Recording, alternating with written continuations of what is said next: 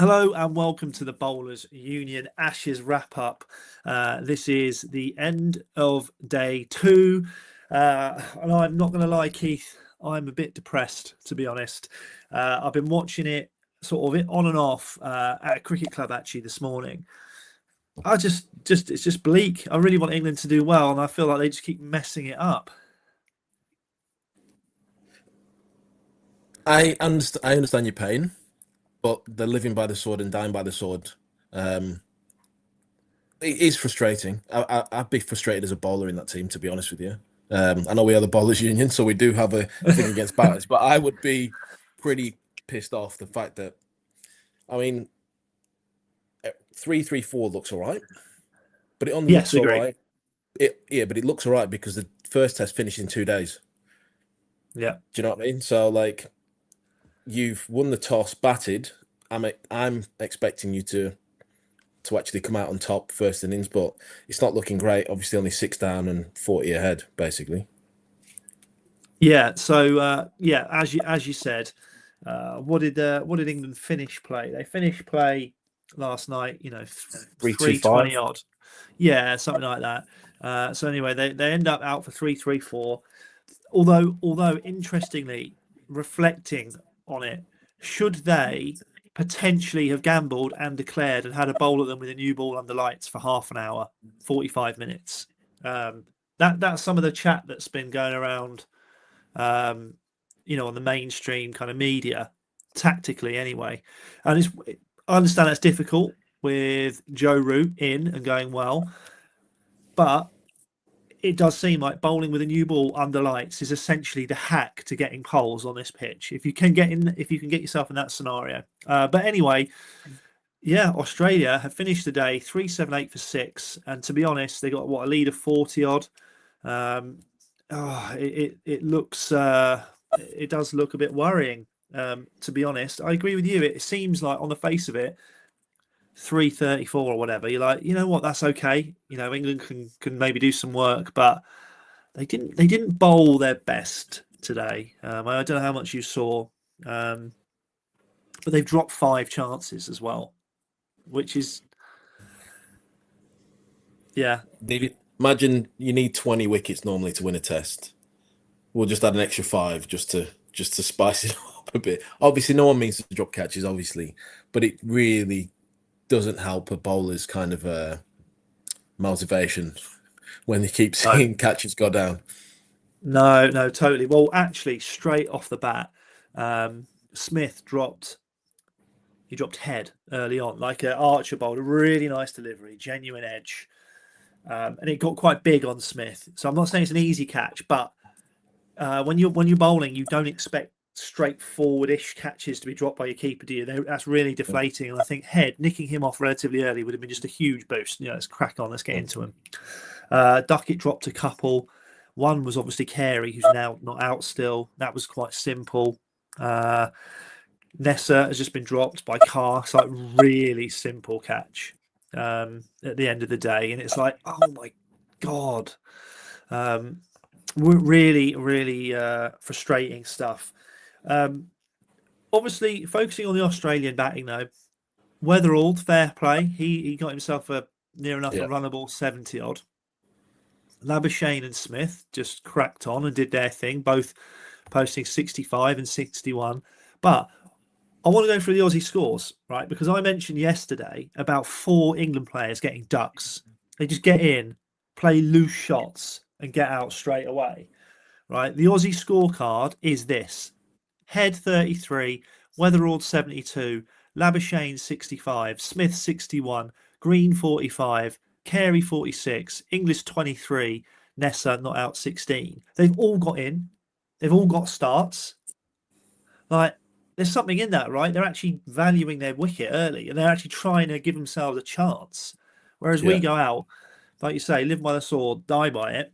And essentially, it might come off in one or two cases. Um, but Yeah. I just think it's Would reflecting the scoreboard. would you say, like I did say, live by the sword? There's this kind of confident cricket that the England play. If they win that first test, do they have the balls to pull out last night and have a bowl? Well, they did it. They did it in the last series at Edgbaston, didn't they? Do you remember on the first day? Hmm. Um, and in that case, it kind of backfired, but that's because it was in the daytime.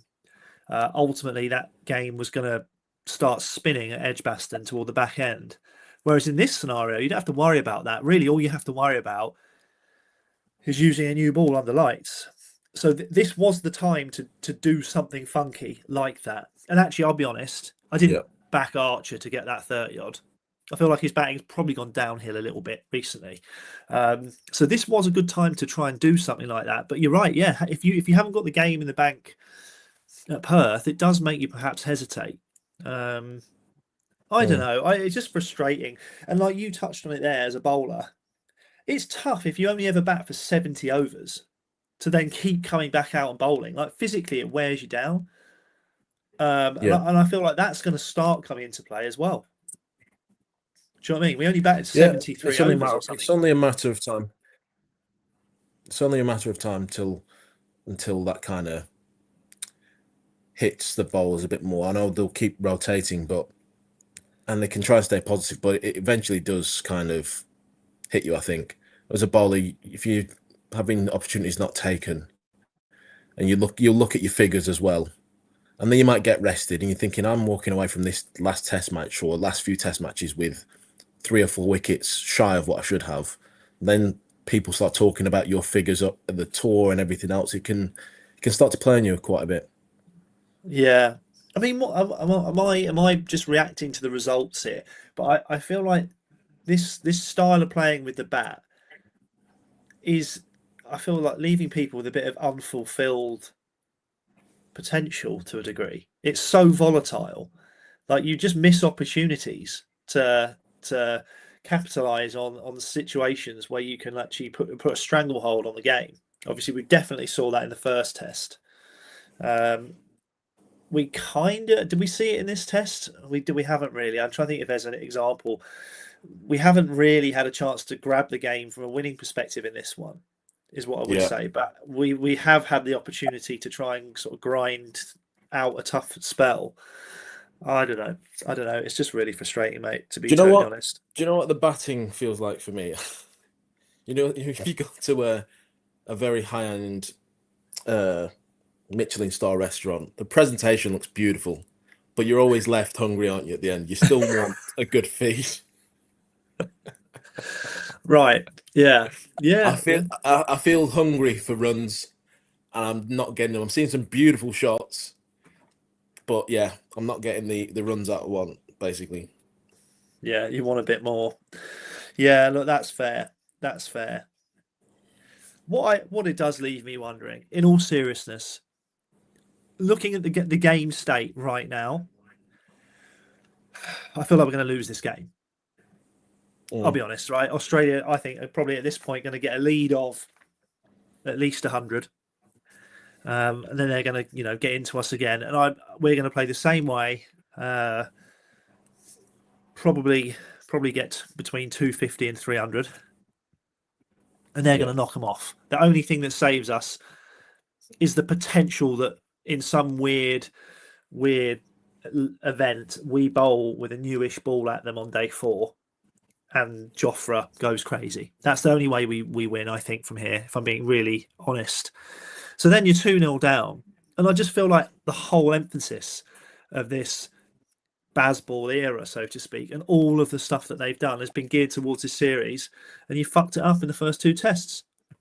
Do you know what I mean? You got Keith Barker bowling with a kookaburra on a flat one at the Rose Bowl, all because of the end goal of going to Australia and beating them. And it's like, well, you've just, and it's not even the bowling. It's not even the bowling. I know England potentially didn't bowl great today. I say bowl their best, but you don't really analyse a pitch until both teams are battered on it. We've talked about that in the past, and that's a common thread, isn't it, in the professional game? When 2 teams are battered on it, perhaps judge how you went. And it seems like, we're below par.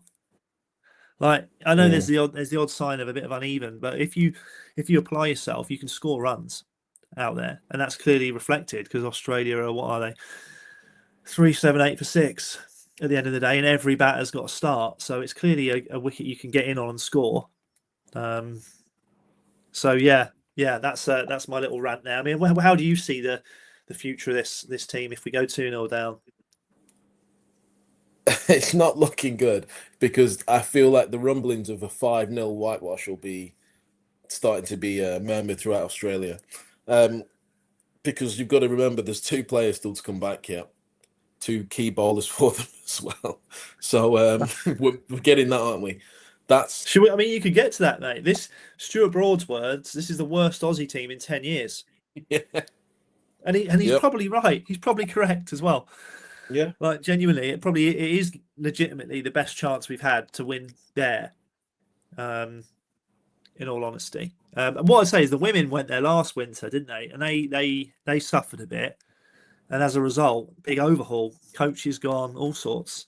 I mean, it didn't help that Johnny Lou said something about the average Aussie lady is basically in better nick than the average Brit, did he? That's basically what he said after.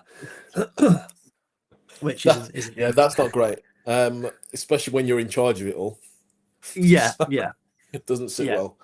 No. For me, I'm just thinking if this goes 2-0, you've got still 2 key players for Australia to come back, and then you're really under the pump because then it could become really embarrassing.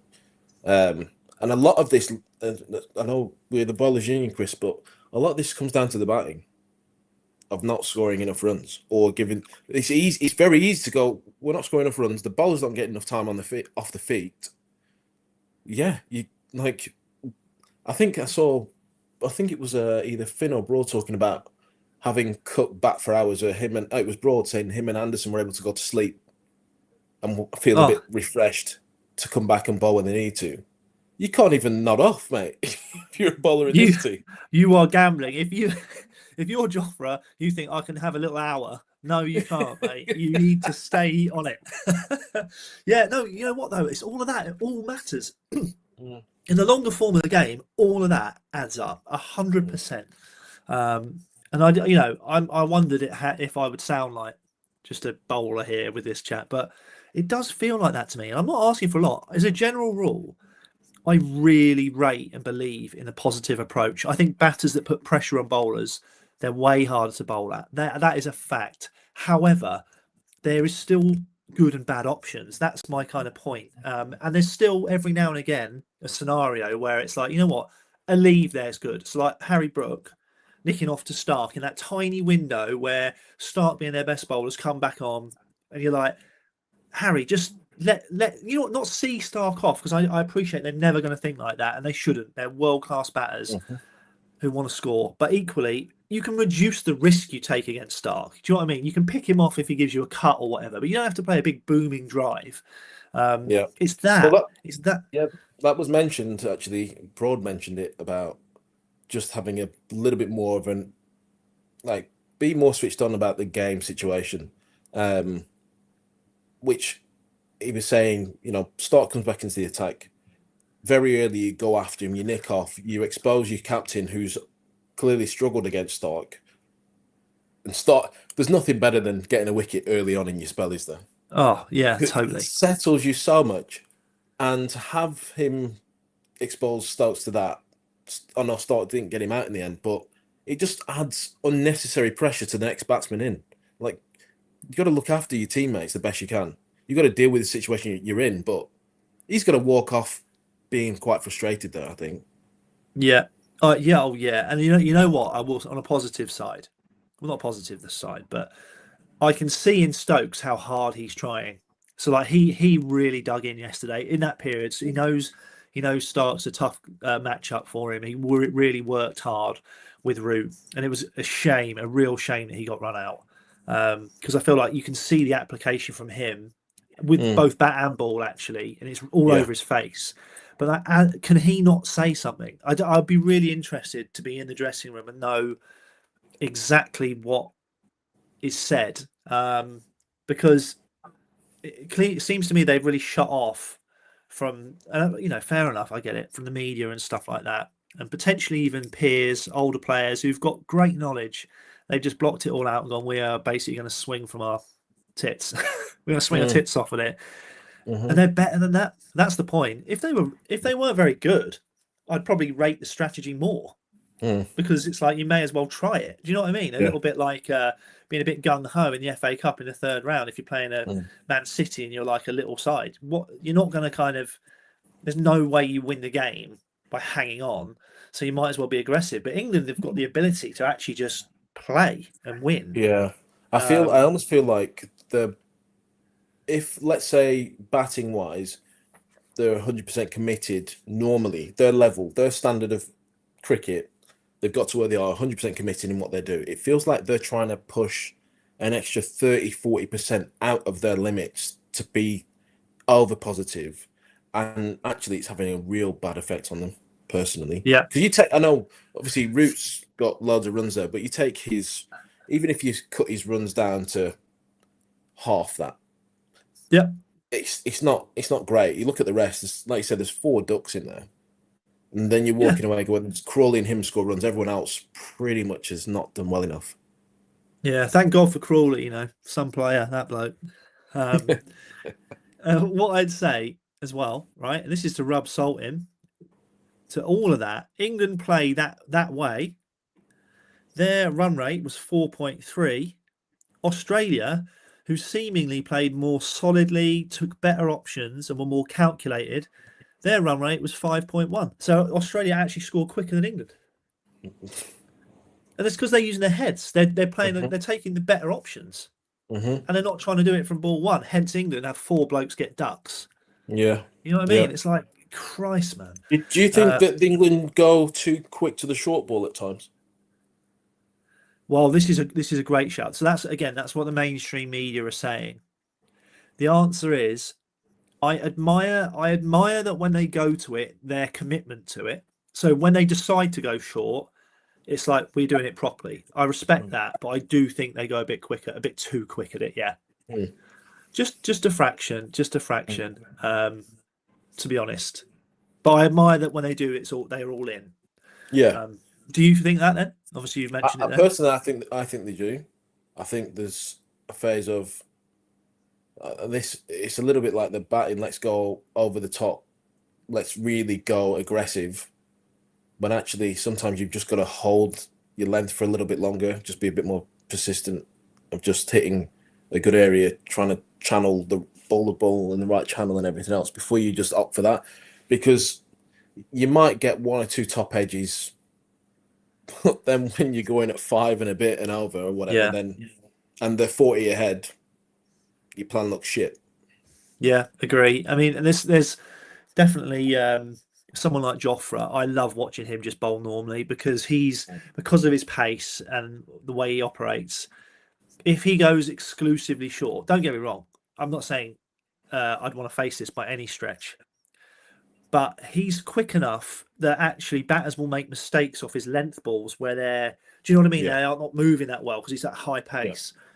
But if he only goes short, you remove that to a degree, don't you? Because batters, they shift around and stuff. There was a phase earlier where Smith and Green were batting and they were literally just staying leg side of it, like running it down through third man.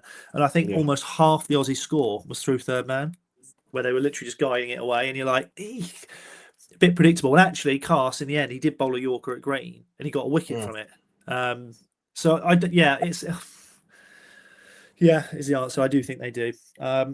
Before we wrap up, sorry, this has been a bit ranty, hasn't it? But I want to just quickly say the TNT coverage, which you haven't got in Barbados, I suppose. TNT coverage is dust. Commentary is crap. They did an interview at the end. And it was they had Labuschagne and Root together, and it was like this crossover weird thing. And you could, as a player, you get it. You could see Root was like, what on earth is going on here? And they tried to ask him questions that he couldn't answer with Labuschagne there. Yeah. You know what I mean? You were getting the impression Root was like, he couldn't just relax and do his interview. It was really like measured and just stuff like that. I'm like, I'm really getting annoyed. Is this therapy getting this out, or is this a little bit spiraling? No, right. I think it is a little bit, but anyway. Okay. Well, look. Quickly looking ahead to tomorrow, then. Australia got a lead of 40, 4 wickets in hand. How do you see this? They need 4 quick wickets, but Yeah, if they go with that mindset, I feel like they're going to just be too aggressive and probably end up being 150 behind. Personally, I think they've got to hold the length more. They've got to hold the length more and try and just slow that run rate down and try and add a bit of pressure the right way. The interesting thing is, right, as well, if Australia apply themselves here, they will get to bowl in twilight with a newer ball. The longer they can bat. So this, Yeah. unfortunately, I feel like this could be a death day tomorrow coming. I really do. It could, you know what I mean? It could be suffering. Well, at least we'll make it to 3 days in the test match rather than just 2. I know. And then Adelaide, we're looking at a 4-day affair. So at least we're tracking upward. Right, Keith, it's been a pleasure. I love the fact that you're committing, even though you're on holiday Cheers, still. mate. So appreciate that. Yeah, podcast again soon, guys. Take it easy. Cheers.